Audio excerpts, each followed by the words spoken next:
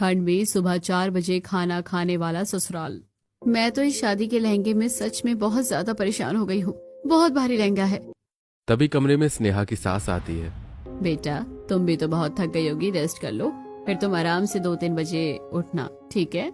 2-3 बजे उठने का नाम सुनकर स्नेहा के मन में खुशी छा जाती है और वो खुश होते हुए कहती है, ये यहाँ तो मजा आ गया। मेरे ससुराल वाले कितने अच्छे हैं, मुझे आराम से 2-3 बजे उठने की कह रहे हैं। ऐसे ससुराल वाले सबको दे, बस मेरे दुश्मनों को छोड़कर। इतना कहकर शांति वहां से चली जाती है। उसके बाद स्नेहा जल्दी से कपड़े बदलकर सो जाती है और अगले दिन वो लेट तक सोती रहती है। नीचे सुबह 4 बजे उठकर घरवाले उसका इंतजार कर रहे थे। अभी तक डाइनिंग टेबल खाली है और खाना नहीं बना। क्या बहू अभी तक खाना बना रही है?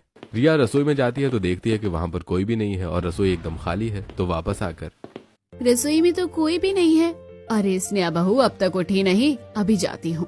वहीं दूसरी तरफ जब शांति स्नेहा के कमरे का दरवाजा खटखटाती है तब स्नेहा नींद में चिड़चिड़ाते हुए कहती है, अरे कौन है जो सुबह सुबह हमारे घर का दरवाजा पीट रहा है? कहीं कोई भिखारी आ गया है क्या? अरे भाई हमारे पास कोई पैसा नहीं है, चले जाओ यहाँ से। ये बात बाहर खड़ी शांति के कानों तक पहुंच जाती है। तब वो और गुस्से में कहती है, अरे इसे मैं भिखारी नजर आ रही हूँ, अभी बताती हूँ। अरे बहू उठ जा, नहीं तो अभी सुबह ही तुझे तारे नजर आने लगेंगे। दरवाजा खटखटाने पर यश की आंख खुल जाती है और वो स्नेहा को उठाता है। स्नेहा उठ जाओ, बाहर दरवाजे पर मम्मी है, वो हमें उठाने की कोशिश कर रही है, चलो अब जल्दी उठो। यश की बात सुनकर स्नेहा उठती है और नींद में दरवाजा खोलती है तो देखती है कि शांति तैयार होकर सामने खड़ी है।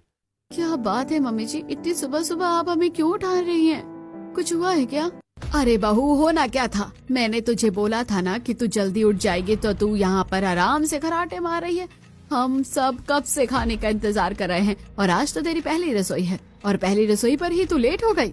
ये बात सुनकर स्नेहा हैरान हो जाती है। लेकिन मम्मी जी अभी तो सिर्फ सुबह के 4 बजे हैं और आपने कहा था कि मैं आराम से दोपहर तक सो सकती हूँ, 2-3 बजे तक। हे भगवान, मुझे लगता है बहू तुझे मेरी बात गलत समझ आई है। मैंने तुझे रात को 2 या 2:30 बजे उठने को कहा था क्योंकि हमारे पूरे परिवार को सुबह 4 बजे खाना खाने की आदत है।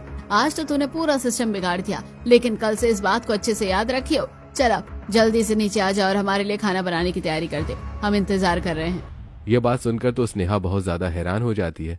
उसे कुछ समझ नहीं आ रहा था कि अचानक से ये सब क्या हो गया, लेकिन क्योंकि उसकी सास उसे खुद बोल कर गई थी इसलिए वो जल्दी से तैयार होकर नीचे जाती है जहाँ पर सभी डाइनिंग टेबल पर उसका इंतजार कर रहे थे। बेटा हमें बहुत जोर से भूख लगी है, तुम जल्दी से हमारे लिए खाना बना दो। हाँ भाभी, हम लोग कब से आपका इंतजार कर रहे हैं, लेकिन आपने तो बहुत देर कर दी। अब आप जल्दी से हमारे लिए कुछ भी बना दो। ठीक है, मैं अभी सबके लिए खाना बना कर लाती हूँ। उसके बाद स्नेहा रसोई में जाती है और वो सभी के लिए खाने में आलू गाजर की सब्जी और साथ में गर्मा गर्म चपाती सेकती है और उसके साथ वो थोड़ा सा सूजी का हलवा भी बना देती है क्योंकि आज उसकी पहली रसोई थी और सभी को खाना परोसती है। खाना देखकर सभी का मुंह बन जाता है। एक तो आज तूने हमें पूरे सुबह के 5:30 बजे खाना दिया है, वो भी इतनी लेट, और ऊपर से तूने हमारे लिए खाने में इतना कम खाना बनाया है। बिल्कुल सही कहा छोटी बहू, हमें तुमसे बिल्कुल भी ये उम्मीद नहीं थी। अरे तुम कम से कम खाने में 2 सब्जी और 1-2 तरह का रायता भी बनाना चाहिए था और साथ में सलाद वगैरह भी होना चाहिए था, और चावल तो बिल्कुल भी है ही नहीं। हाँ बस ऐसे ही भाभी ने आलस में कुछ भी बनाकर दे दिया, प्रॉपर खाना तो है ही नहीं।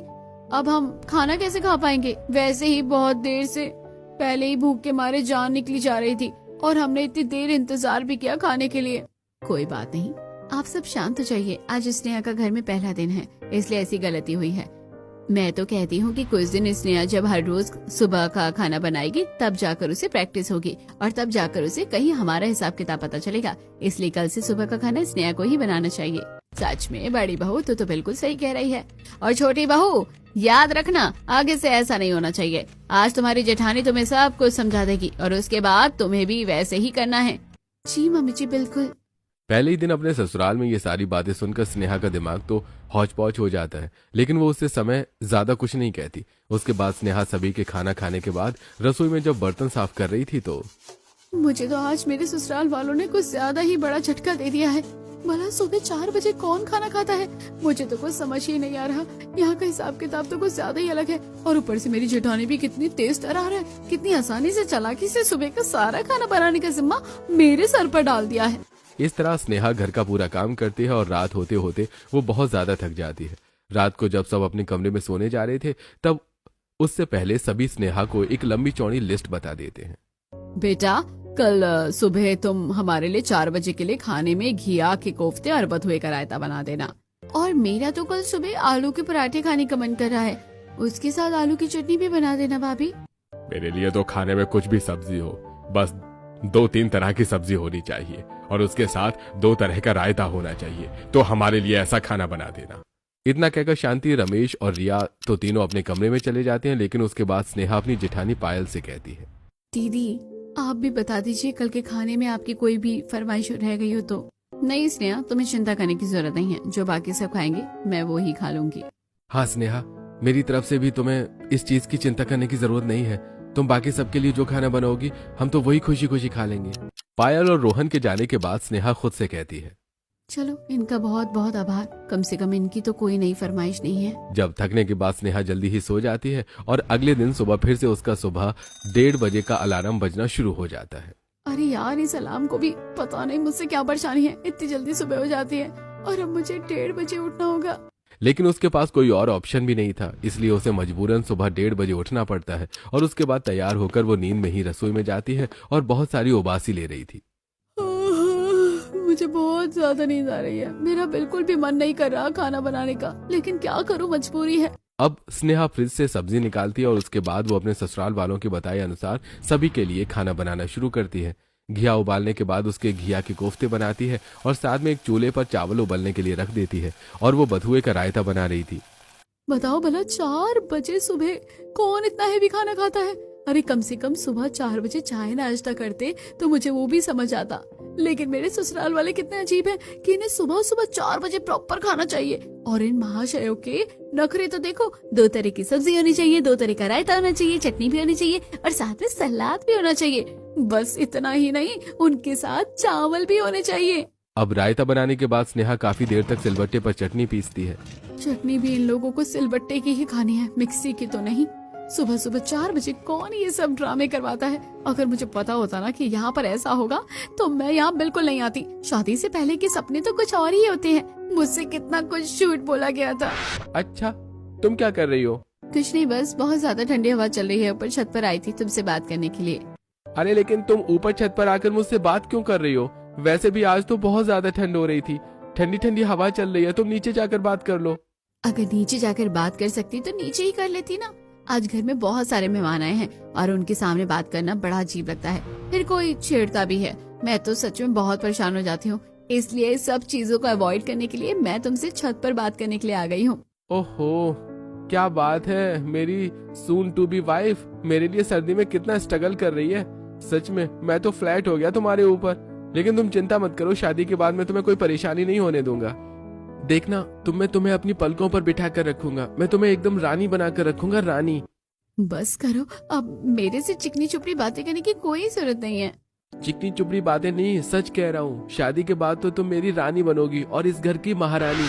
अब पता चल रहा है मुझे कि मुझे कहाँ की महारानी बनाया क्या है। अरे महारानी नहीं, मुझे तो इस घर की नौकरानी बनाकर रख दिया है। शादी से पहले तो इतनी चिकनी चुपड़ी बातें होती हैं, बस पूछो ही मत। और अब देखो क्या हाल हो रहा है मेरा। अब चटनी पीसने के बाद स्नेहा आटा तैयार करती है और उसके बाद सभी के लिए गर्मा गर्म फुलके बनाती है। वहीं दूसरी तरफ बाकी सब भी अपने कमरों से उठकर तैयार होने के लिए डाइनिंग टेबल पर आकर खाना खाने के लिए बैठ जाते हैं। लगता है आज तो बहुत जल्दी उठ गई है, आज रसोई से खाना बनाने की आवाज जो आ रही है।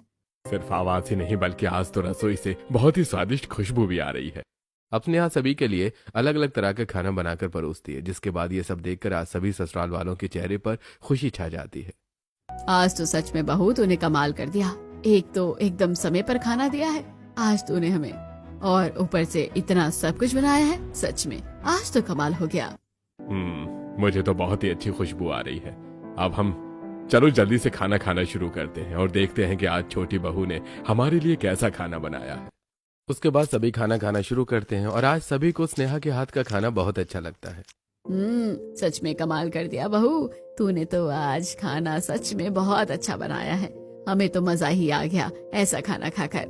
मुझे भी खाना बहुत स्वादिष्ट लग रहा है। घिया के कोफ्ते तो बहुत अच्छे बने हैं, साथ में बथुए और पालक का रायता भी बहुत अच्छा बनाया है बहू। हाँ भाभी, मानना पड़ेगा, आज तो सच में खाना बहुत अच्छा है। आप तो पायल भाभी से भी ज्यादा स्वादिष्ट खाना बनाती है। अब से हर रोज सुबह 4 बजे आप ही हमारे लिए खाना बनाना। ये बात सुनने के बाद तो स्नेहा अपना माथा पीट लेती है और मन में सोचती है, हे भगवान, ये क्या हो गया। मुझे तो अब पछतावा हो रहा है कि मैंने आज गलती से भी इतना अच्छा खाना क्यों बना दिया। अब मुझे हर रोज रात को सोने के बजाय रात को जाकर इनके लिए सुबह 4 बजे का खाना बनाना होगा। अब क्योंकि सभी सुबह जल्दी 4 बजे खाना खा लेते थे, इसलिए उन सभी को 6 बजे फिर से भूख लगती है और तब स्नेहा को बुलाकर कहते हैं, बेटा, हमें भूख लग रही है, तुम हमारे लिए थोड़ा चाय नाश्ता बना दो। हाँ बेटा, मेरा तो आज चाय के साथ समोसे खाने का मन कर रहा है। तुम एक काम करो, चाय के साथ समोसे बना दो, मजा ही आ जाएगा। हाँ पापा, आपने तो बिल्कुल मेरे मन की बात छीन ली। मेरा भी समोसे खाने का मन कर रहा है। अब सभी की फरमाइश होने के बाद फिर से स्नेहा रसोई में जाती है और 6 बजे तक सभी के लिए चाय नाश्ता बनाती है। वो एक कढ़ाई में सभी के लिए समोसे तल रही थी। जब इतनी जल्दी सुबह 4 बजे उठकर सब खाना खा लोगे तो आखिर बाद में तो भूख लगेगी ही। मुझे तो समझ नहीं आता कि आखिर सब सुबह 4 बजे उठकर क्या करते हैं।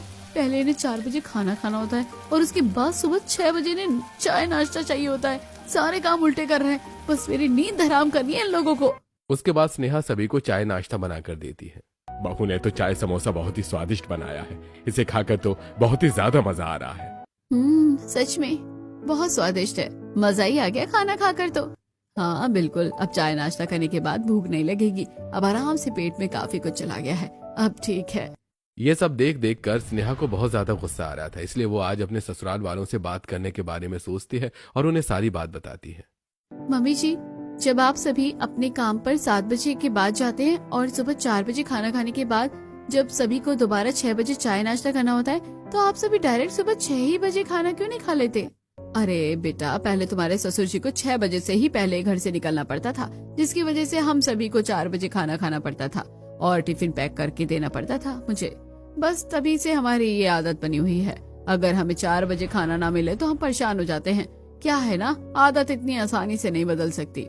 तो मम्मी जी, आप लोगों को सुबह 4 बजे खाना खाने की ये जब आदत डालनी पड़ी होगी तब स्टार्टिंग में आपको बहुत परेशानी हुई होगी ना? हाँ बेटा, बिल्कुल परेशानी तो हुई थी। तो फिर आप इस आदत को छोड़कर जब दूसरी आदत बनाएंगे तब उसके लिए भी थोड़ी सी परेशानी होगी, लेकिन बाद में धीरे धीरे जब आदत पड़ जाएगी तब सब ठीक हो जाएगा। आप एक बार मेरे कहने पर कोशिश तो करके देखिए। नहीं बेटा, हमें कोई जरूरत नहीं है। सुबह 4 बजे उठना बहुत अच्छा होता है और सुबह 4 बजे उठकर खाना खाना अब हमारी बहुत सालों की आदत बन चुकी है और इतने सालों की आदत को छोड़ना बिल्कुल भी आसान नहीं होता है। स्नेहा को तो आदत बदलने के लिए पूरी तरीके से मना कर दिया जाता है। उसके बाद स्नेहा फिर से पूरा दिन जब घर का काम करती है और जब वो दोपहर में छत पर कपड़े सुखाने जाती है तब सामने वाली पड़ोसन उससे कहती है, क्या बात है, मैं तुम्हें देख रही हूँ कि तुम कुछ खिलखिलाती हुई नजर नहीं आ रही हो। शादी करने के बाद पछता रही हो क्या? अरे आपने तो बिल्कुल सही कहा, मेरे मन की बात छीन ली। सच में पहले तो शादी का लड्डू बड़ा अच्छा लग रहा था, लेकिन अब जब शादी का लड्डू खा लिया है तो बहुत ज्यादा पछतावा हो रहा है। अरे अरे क्या हुआ, मैं तो तुमसे सिर्फ मजाक में ऐसा कह रही थी, लेकिन तुम क्यों पछता रही हो? मुझे हर रोज सुबह 4 बजे मेरे ससुराल वालों के लिए प्रॉपर खाना जो बनाना पड़ता है और वो खाना बनाने के लिए मुझे रात को 1:30 बजे ही उठना पड़ता है, जबकि मैं रात को 11 बजे सोती हूँ।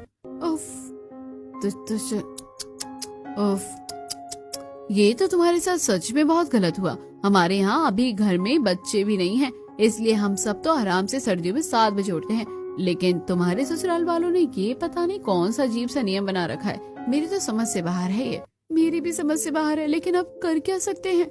लेकिन तुम्हें इसका सोल्यूशन निकालना चाहिए, वरना इस तरीके से तो बहुत ज्यादा मुसीबत हो सकती है।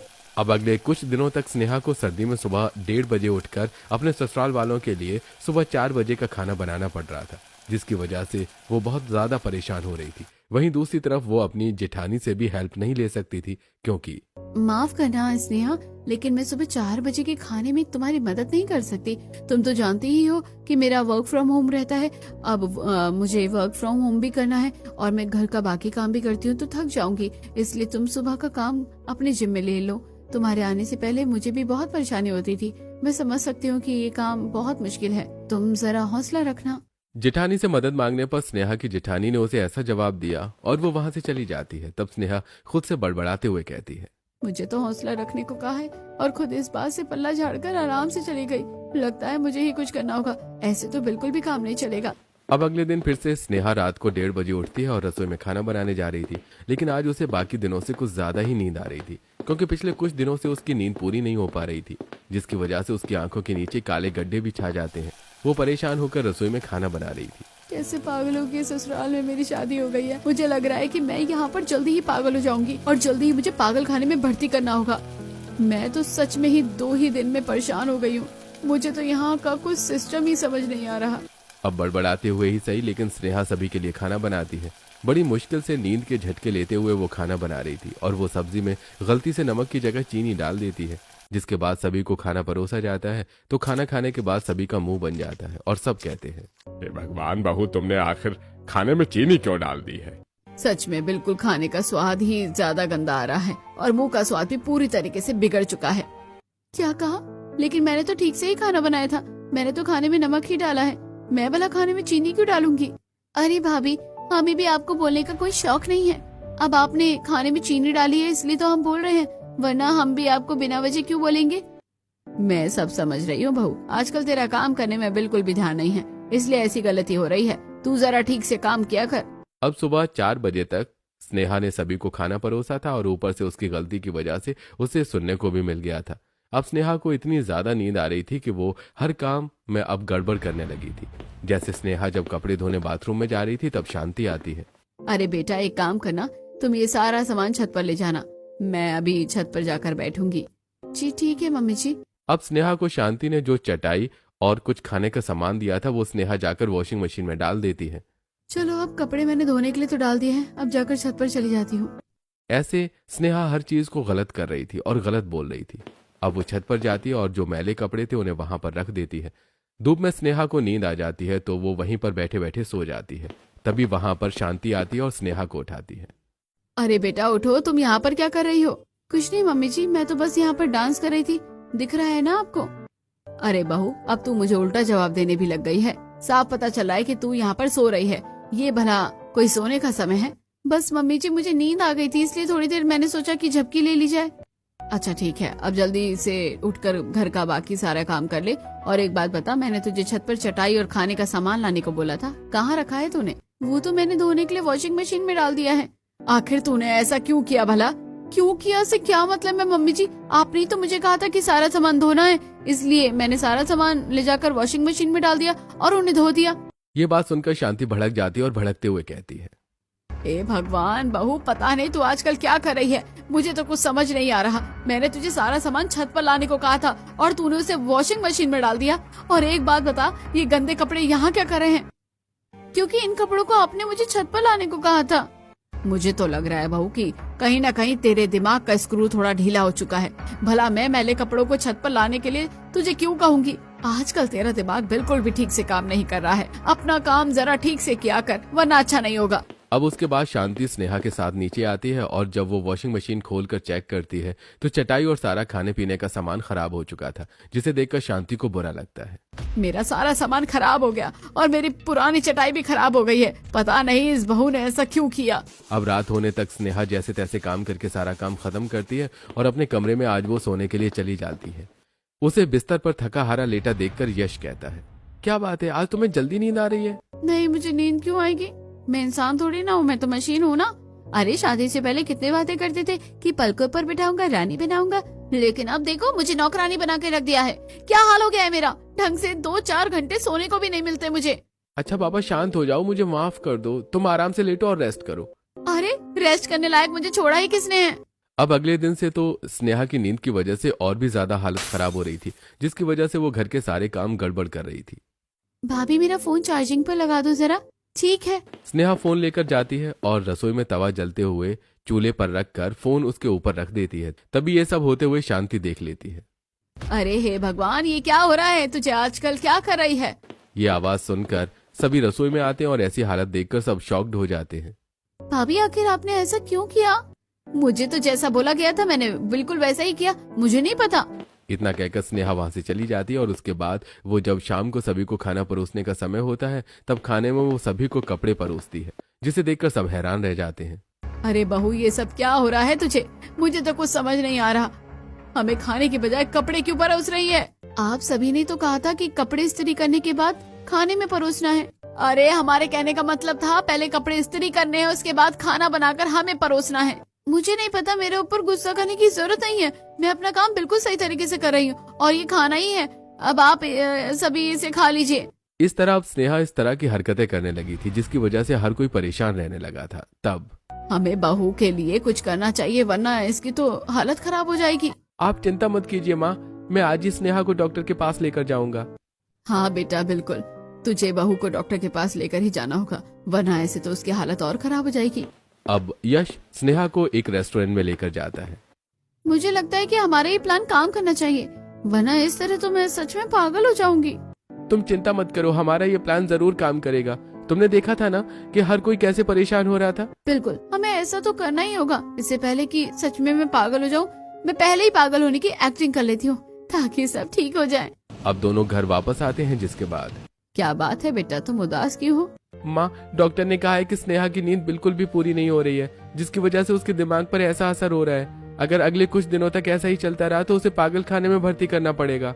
क्या कहा? नहीं, ऐसा नहीं हो सकता है। इसके लिए तो हमें क्या करना होगा बेटा? माँ, आप देखो स्नेहा पूरा दिन घर का काम करती है और उसके बाद रात को 11 बजे सोती है और 1:30 बजे उठ जाती है। हम सब तो फिर भी पहले सो जाते हैं और बाद में उठते हैं। इसकी वजह से हमारी नींद पूरी हो जाती है लेकिन स्नेहा की नहीं हो पाती, इसलिए ऐसा हो रहा है। अब हमें इसे प्रॉपर रेस्ट देना होगा। तो यानी हम सभी को अपना सुबह 4 बजे का खाना खाना बंद करना होगा? हाँ बिल्कुल, लेकिन वैसे भी अगर हमें स्नेहा को ठीक करना है तो कुछ समय ऐसा करना ही होगा। वैसे भी हमें 4 बजे खाना खाने के बाद तो और कुछ करना नहीं होता। इससे अच्छा है कि हम कुछ दिन 6 बजे खाना खाकर देख लेते हैं। अब स्नेहा को ठीक करने के लिए सभी ससुराल वाले अपनी आदत सुधार रहे थे। हालांकि शुरुआत में उन्हें परेशानी हो रही थी। कोई सुबह 4 बजे उठकर खाना खाने के लिए डाइनिंग टेबल पर आकर बैठ जाता था, लेकिन धीरे धीरे जब रूटीन ठीक होने लगा और वो सब जब 6 बजे खाना खाने लगे तब अपने आप उनकी आदत ठीक होने लगी। आज फिर से 6 बजे खाना खाकर अच्छा लग रहा है और 6 बजे तक आज अच्छे से सोई हूँ। पता नहीं कितने सालों बाद आज जाकर मेरी नींद पूरी हुई है अच्छे से।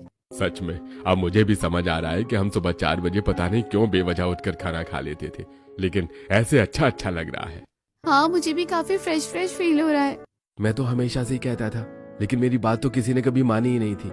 देखा, मैंने कहा था ना, 1-2 दिन परेशानी होगी लेकिन उसके बाद रूटीन हमारा सेटल हो जाएगा। और मुझे तो खैर काफी समय से यही चाहिए था जो आज स्नेहा की वजह से हो रहा है। बस अब से हम सुबह 4 बजे उठकर नहीं बल्कि 6 बजे के बाद ही खाना खाया करेंगे। इस तरह स्नेहा की ये परेशानी हल हो जाती है और अब घर में कोई भी सुबह 4 बजे उठकर खाना नहीं खाता, बल्कि सभी समय से उठते हैं और बाद में ही खाना खाते थे।